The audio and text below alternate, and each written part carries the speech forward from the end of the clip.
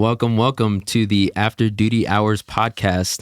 I would just like to state that this podcast has no affiliation with Ramstein Air Force Base, U.S. military branch, or the U.S. government. I would like to introduce myself as your host, Renee Flores Jr. I have one of my very good friends here, the best jungle in League of Legends, the 80 carry, Marcell Lewis Jude Compass II. How you doing? I'm doing great. Let me jungle. That's actually an insider, bro. We can't release that video out though. It'll come eventually. Yeah. So After Duty Hours podcast, I want to kind of share the mission statement of what we stand for and what you can expect on this podcast. So our mission statement is to provide audio, visual entertainment to KMC military personnel, U.S. military personnel, and the local community. And the description that is a part of this podcast goes something like this. Military life can be a roller coaster. This includes the workload, morning PT in 18-degree weather, mandatory fun days, and of course, MOPP 4 exercises. Although these can be considered the downside of the military, we can't ignore the good memories we make. We all have a different story to tell. Our career has brought us friendships, places we thought we'd never see, and a chance to discover who we are as individuals. Come and join us while we discuss various topics and have our guests participate in funny skits, but only during after duty hours. So we want to kind of provide maybe a platform for all airmen, especially junior enlisted airmen, to come speak on the podcast, have them as guests, kind of share their experiences. I mean, you gotta think, you and me are both in the military. That's something that we have in common. But now that we've gotten to know each other, we found that we have other similarities. Like we're a big fan of Kingdom Hearts, the Kingdom Hearts series. We still play Roblox. Shout out to all the Roblox users. What are you playing on Roblox nowadays? Right now, I'm playing a lot of Bleach role-playing games, a lot of RPGs. No, cute stuff. It gets rid of the time. Yeah. He's more like the RPG Roblox player. I'm more of the tycoon type of player where you just step on buttons, wait for cash. It's kind of repetitive, honestly. But I mean, it's chill. You got to build a restaurant somehow. Yeah, for sure. So what do you think the podcast can bring to some of our viewerships in your eyes? In my eyes, it'll bring a lot of like insight as far as like we're all on, in a sense, the same level in the military. And a lot of us don't really emphasize that we share a lot of the same struggles. Mm-hmm. And being able to vocalize that in a wider scale, it brings a bit of comfort and like, I guess, acceptability into the military, especially at the level that we are. Yeah. I think whenever you kind of like, I mean, rank in the military is a thing that can't be ignored. But, after the duty day, with some still level of respect of how we treat each other. And, we're all the same. We're all human. We all go through problems. And, the benefit of having, older, wiser people who've been in the military can help those who are coming into the military. I mean, I can't imagine. I joined the military around like the age of 24, and I turned 25 in basic, so I was basically already 25. But to know that there are some people that are joining right after high school, going overseas, being away from their family for the first time in their life, and it being overseas, it's a shell shock for sure. Yeah, for sure. Like, how do you kind of deal with that situation? Forgive me, phone ringing.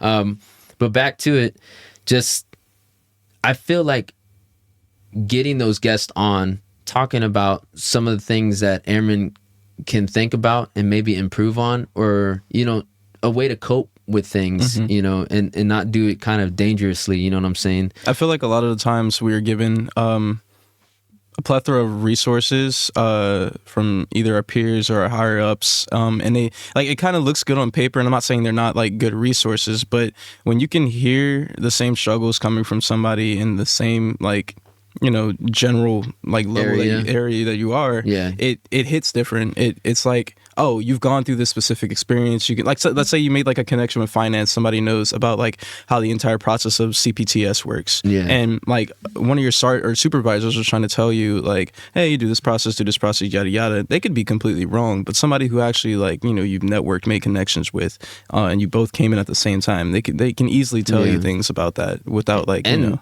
they become your best friends. Like, I mean, you find people here.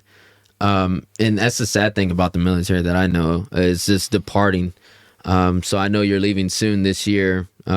Maybe the latest September it's looking like. Most likely August though, yeah. But I'm gonna be sad when you leave, man. Like it's like we've built kind of a relationship here, you know, and you've been there for me, I've been there for you. We've kind of, you know, been there for each other through kind of like the times that we felt down in our lives. Mm-hmm. And I think that everyone needs to have something like that. Yeah. You know, even like there are resources in the military that we can use to kind of find that coping mechanism or like reaching out for help that, you know, new airmen may not know of. So that stuff might be mentioned in the future on the podcast. Mm-hmm. But yes, just expect, you know, this podcast to be very informational, but still at the same time very casual. We're not trying to, you know, tell you how to do your job or anything like that. This is strictly just, you know, two people having conversations, finding similarities, having beneficial conversations to where I can learn from you and you can learn from me. That way, maybe we don't have to go through the same mistakes. Mm-hmm. I'm not saying not going through a mistake is the way to go. Sometimes you need to learn by going through a mistake. But if I can save you the time and trouble, exactly, yeah, then you don't have to go through that kind of trials and tribulations. Mm-hmm. So I just want to share a little bit about myself. I know I you know mentioned it a little bit. I'm 25. I'm from Houston, Texas. Shout out to, you know, everyone from Houston, especially the Buc-ee's lovers. I know Buc-ee's was Texas made. H-Town. Yeah, H-Town. But I think it's in other places now, like Alabama and Florida, but we'll adopt y'all. It's the for South. sure. Yeah, it's the South. But I wanted to share this. But before I actually tell the story, I am married. I have my wife in the background over here. She's behind the camera. Hello. She's not saying anything, but she waved back at me. I got it like that. Riz up.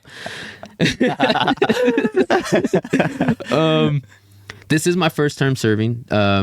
This is my first base. And a little bit about myself. Let's see. Fun facts. I broke my arm twice. And I broke my leg twice. The same one? Yeah, I broke my arm twice in the same location. And in my leg, pretty much in the same location as well. Did you like break a glass or something? Like no, nobody has that luck. Okay, so yeah, I feel like I'm unlucky.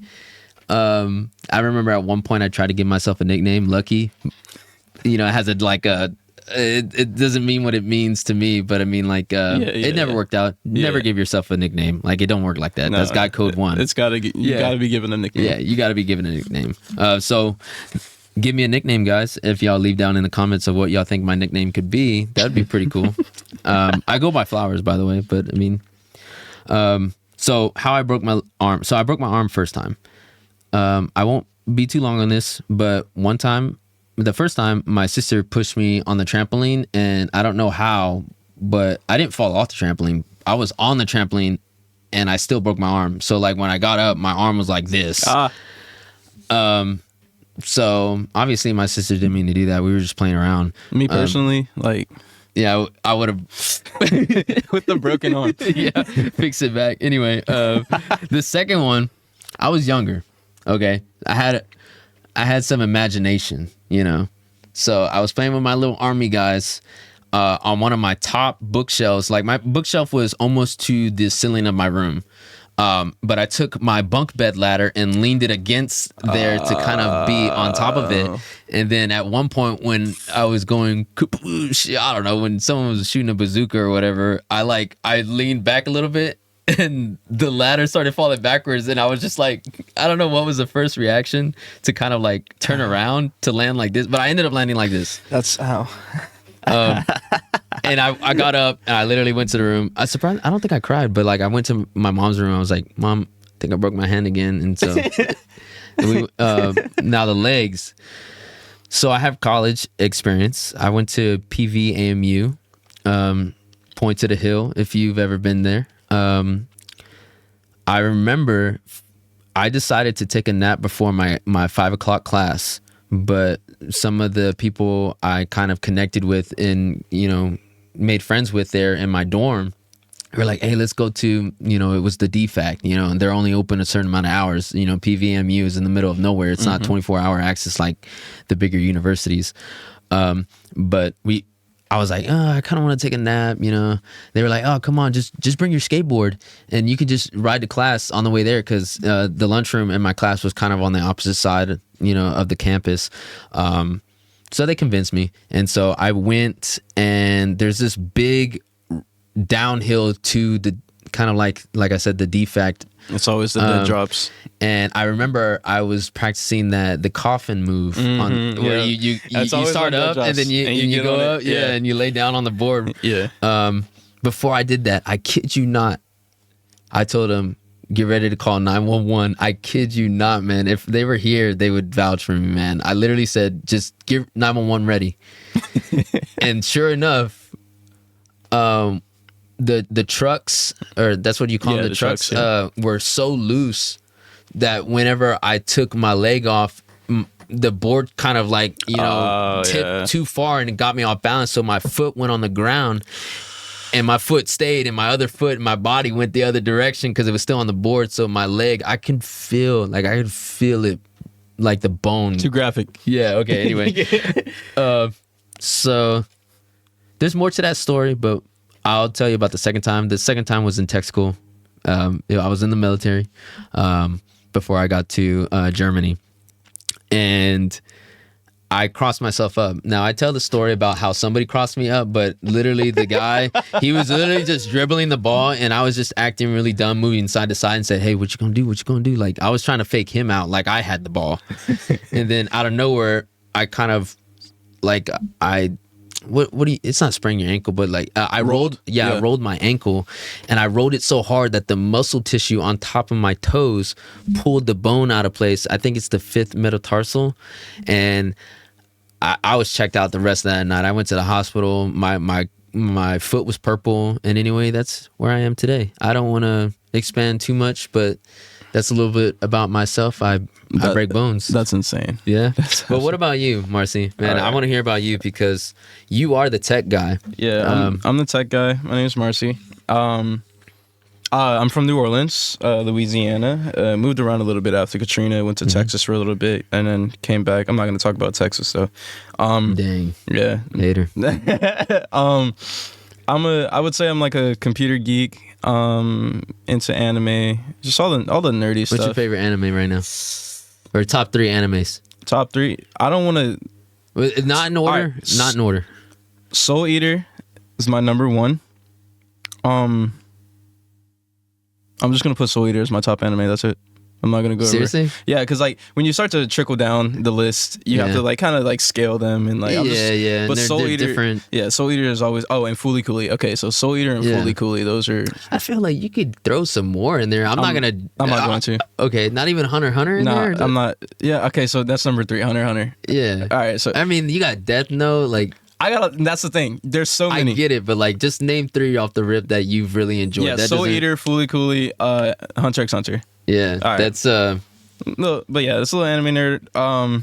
I do enjoy computer things, which is why I am the tech guy. It just a lot of it makes sense. I've been on them for a young age, since a young age. I would call myself also a retired artist. I used to. I've gotten scholarships before for doing art. Like drawing. Yeah, every medium of art. But at some point in my life, I became happier, and my passion for art decreased. It's kind of weird how that worked, but my best art was when I was in like my darkest places. And then life started to make sense. I started to progress in the world, and I kind of just like do it on the back burner. I would like to get back into it, but there's just a lot of effort that I don't have the time to put into right now. Now you said like you in a dark place helped you like kind of do that artist stuff. Yeah, depression. Depression was my medium. I was able to explain a lot of what I was feeling through a visual prowess. So it was pretty easy to do that. Yeah. Is it kind of like, you know how like when you're sad, like you want to listen to sad songs because it's gonna make you feel better? Not at all. No, it's not like that. It was more so I was using it in a sense of like to ask for help, but there was no help. So I kept asking for more help. Yeah. So I kept doing more art, and it kept getting more and more like expressive, and but no, I'm good now. I'm not depressed anymore. But I'm also married. My wife is not in the back, but she's at home right now. Boo, the horn. Hit the bus. And I'm 23. I joined the military in like I think 19. And this is my first base. I'm not gonna say what base it is, but this is my first. I'm first term airman. I don't got too much going on. I'm just vibing. Yeah. Since you've been in Germany, have you traveled anywhere yet? I've traveled to Switzerland, the Netherlands, Luxembourg, Berlin, France. Yeah. What'd you do there? Did you just like do club stuff or like? So Netherlands was club stuff. Luxembourg was shopping. Don't ever go shopping in Luxembourg. Why, is it too expensive? It is it's the richest country in Europe. I got there and I had to buy a new outfit because I felt like I just looked too poor. Like I had to go buy new shoes. I had to go buy like a new sweater. They're over here with their long coats. Bro, and you know what I'm saying? It's absolutely insane. Like it's like that's how I feel with walking next to Rebecca in public when I got the tennis shoes on. You got the hoodie. She dripped out with the high heels. She over here like dressed up. I'm like, dang. I'm sorry. But no, I've been to a lot of places in Europe. So going to Europe, especially this is my first time being overseas, coming from like the smalls of like New Orleans. When you come from swamps to like the world, you have to travel. It is shell shocking, which is what we mentioned earlier when it comes to like different cultures. Yeah, new airmen coming in to see different cultures, different types of people's ideologies. Like so, being able to experience all of that is super cool. Yeah. So I think food is a big part of it too. A lot of people, every time I've asked like people, like why do you travel, or like what motivates you to travel? Because like I can't see past the kind of like just kind of viewing, like standing and looking at a mountain or being inside of an old castle. Like I can't really capture it like people do. And they're like, oh, like I just go to different places for the food. And like that's a good point, because shout out to Donor. It changed my life, man. I started looking at Donor back home. I said, man, was Donor always a thing back home? And sure enough, they had some Donor places back in Houston. And I was like, once you see something for the first time, you're going to see it everywhere again. Yeah. Yeah. Donor. Yeah. I still haven't tried that Jollibee. Or, you know what I'm talking about? It's like this Filipino chain, I think. I think it's in Frankfurt. I could be wrong, but that's good that you traveled. I don't have a lot of things under my belt on traveling. I went to the Netherlands too, but it wasn't to like go club. We didn't even do the boat, to be honest. Yeah, I didn't do the boat either each time I went, but it's so fun. Yeah. Anne Frank Museum, like the different cathedrals there are so beautiful. Like, but yeah. Do you have anything else you think you want to share? Like anything about you? Like it could be, I mean, what kind of games you're into, your passion for League of Legends. Maybe you're passionate about that. You gotta be if you play it. I'll never ever advertise League of Legends on this podcast for the sake of any viewers who know the struggle. Just quit, bro. Just quit. You're good. Just quit. Be happier. That's how I feel about Call of Duty, to be honest. But no, that's all I got. Yeah. All right. Well, let's kind of segue into our next subject.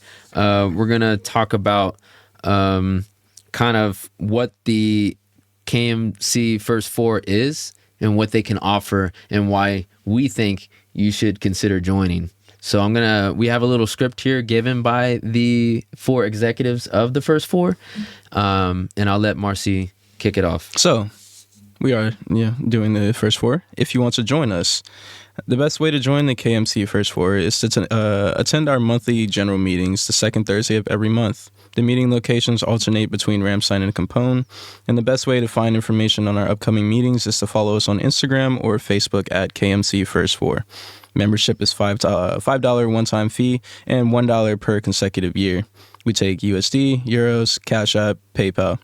We will also have KMC First Four shirts, stickers, and patches to give out to all the members in our meetings.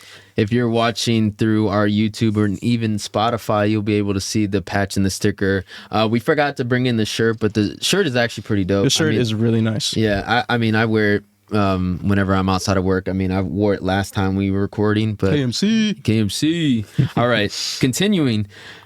Members not only get our free merch, but they also have exclusive leadership and development opportunities, and the option to have award packages reviewed. All E1 through E4 and equivalent from any branch within the KMC area are welcome and encouraged to join. We will also have membership drives every month at the DFAC to sign up, and at the KMC in the club every quarter. People who are interested can also reach out to us on our social media, which is their Facebook page is KMC First Four. If you're looking for it, KMC. All right, we need a button for that. You know what I'm saying? Yeah. For that, yeah. That's a little note for us. We have a little Steam Deck. Press buttons. Go ahead and cue a button. Do the sus one. Bruh. Okay, we can't really hear what she chose, but we're gonna hear it later. But I hope y'all enjoy that. Like I said, we're trying to improve the podcast at any way. So if you have any suggestions, please let us know. I also wanted to bring up when you do join with your government email, they'll add you to a Microsoft Teams account kind of group, and they have some great stuff in there. Honestly, they have an idea jar. They have a place where you can ask your questions that you can get answers. They have kind of like a general chat if you're just trying to, talk it up. Volunteer opportunities. Volunteer opportunities is a big one. So KMC First Four, we're promoting change and impact. So if you feel like you are hungry to volunteer, and that's something that you see as your passion, then this is a great opportunity. There has been times where I posted kind of like an animal shelter kind of volunteer opportunity where we were helping with them with their, I think it was their spring festival. Your wife was a part of it. Yep. I just posted kind of like the sign up genius in the First Four, Microsoft Teams group, and that thing got filled up because these are I would say that these group of people, we're really hungry to make those change and impacts. We want to feel that purpose and want to make that difference and, develop those leadership opportunities, because not only can you volunteer, you can spit your ideas to put on events that could possibly put yourself in those leadership positions. That way you can apply them, back at your workstation or whenever you aspire to, make it into that next role, which is the NCO position.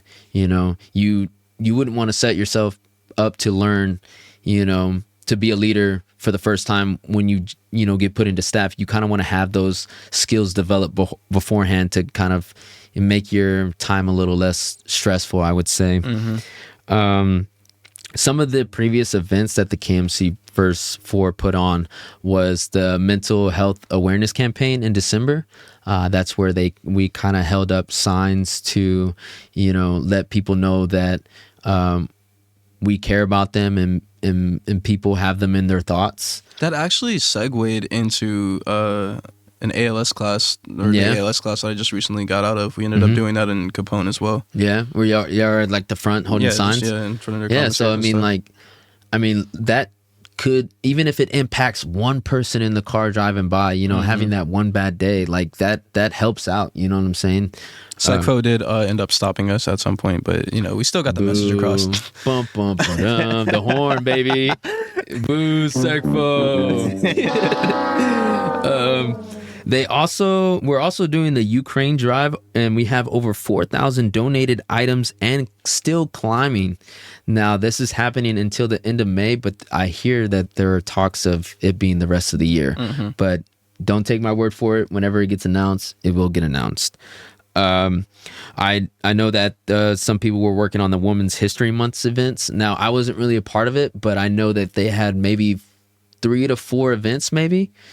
So very active organization you have here. Like I said, volunteer. We need volunteer help. And if you want to make that change, this is the place to do it. And the $5 membership, it's coming with benefits, but it also is giving back to the org. That way they can funnel it back straight to you. You know what I'm saying? The $5 goes in and it goes back into putting on these events for you. Yeah. I know that there are professional development classes such as cooking classes.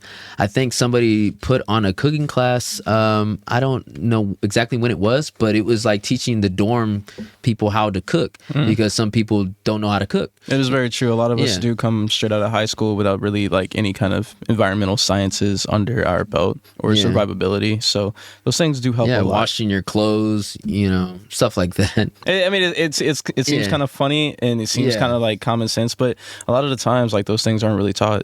Yeah, I mean, the moms or the fathers do that until the day you leave, if you're fortunate enough. You know what I'm saying? I'm not saying everyone got the privilege of not doing laundry or washing dishes, but everyone's different. I know they had invested in TSP, so if you're looking about into investing in TSP, whether Roth or traditional, which way works best for you, which kind of should you do the C fund, the S fund, the I fund, G fund, really good informational stuff if you want to go learn. So they have put these on events, and even when you're in the TeamSpeak, you'll get these emails as well. And lastly, I want to talk about Before the Zone. I kind of like this one. They put on one class so far. So right now it was a small class. It was 10 people. So it was 10 airmen and 10 supervisors. You bring your supervisor to this class, and Before the Zone is before, BTZ. Yeah.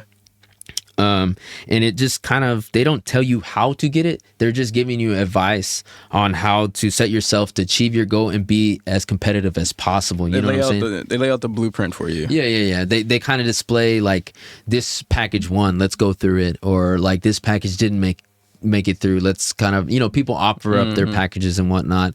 And I mean, some squadrons are different on how they kind of do BTZ. Sometimes you have to represent yourself in a board. I've seen YouTube videos about it. And then sometimes your supervisor, competes at the board with you. They have your paper and whatnot, and they do it for you. Or, whether it go to like the flight or I don't know. It just, every squadron is different. So that's the stuff they kind of talk about, trying to understand what situation you're in and how to be as competitive as possible. So I think that could be something of interest, because I know a lot of airmen want BTZ. It's on everybody's mind. It's no secret. Yeah. So, if you're interested, KMC First Four is giving you opportunities and insight.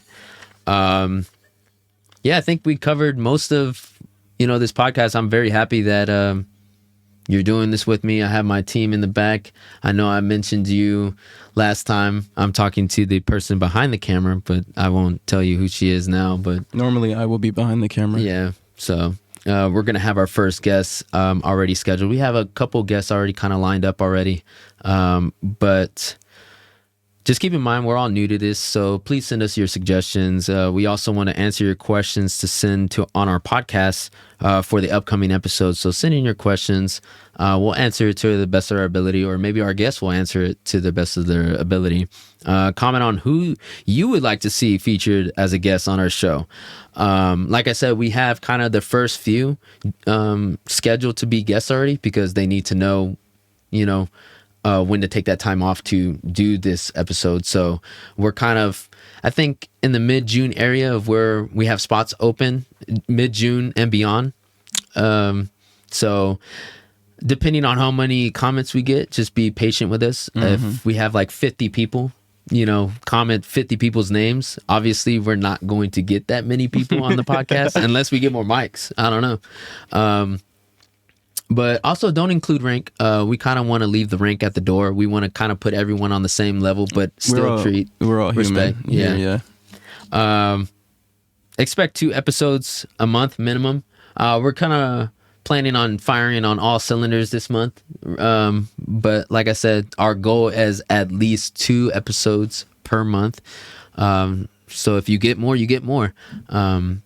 And those should be releasing like Friday, Saturday-ish. We don't want to kind of release it during the week. I don't know if anybody wants to listen to a podcast on Tuesday or Wednesday during the week. Well, hey, I mean, if they're doing the, audio for like Spotify or something like, or Apple, like they can driving be, to work. Yeah, they can be driving to work listening to this, but yeah. You're totally right. I'm really happy you did this with me, man. We worked really hard. I want to give a shout out to KMC First Four, foremost, because they supported me in getting this room, which we may tell you where we're at, maybe not. I don't know. It's a secret, top secret. It is a secret OPSEC. Right, I want to give a shout out to Marcy, of course, supporting me. I want to give a shout out to our audio listener right now, being here. Hopefully we have a future on, social media of posting little shorts on TikTok or whatnot, and her taking that responsibility.